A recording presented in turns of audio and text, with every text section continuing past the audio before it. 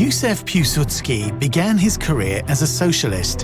In his youth, however, he was more of a romantic revolutionary. Before he turned 30, he had already a few feats under his belt: a 5-year deportation to Siberia, several arrests, and a daring getaway from a prisoner's hospital.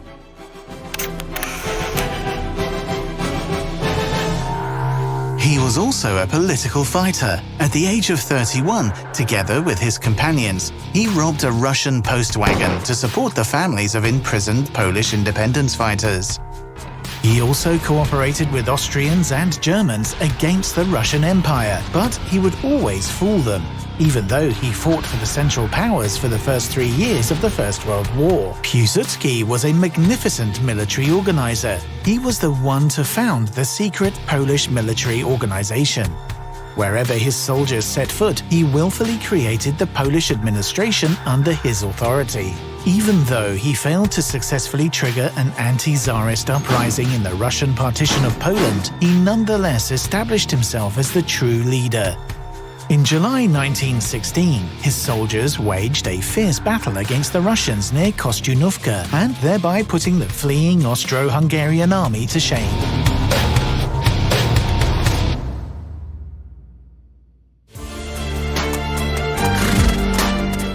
Piłsudski was the commander of the 1st Brigade of the Polish legions, which fought alongside Austria.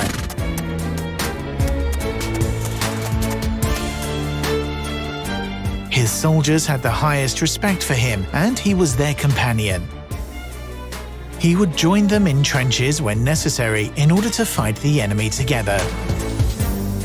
Piłsudski resolutely refused to swear an oath of loyalty to Emperor Wilhelm II, and so the Germans locked him up for over a year in the fortress of Magdeburg, which only made him even more of an idol and martyr for the Poles. When the revolution broke out in Germany, Piłsudski was released and he returned to Warsaw, where he took power. The former commander turned out to be an outstanding statesman.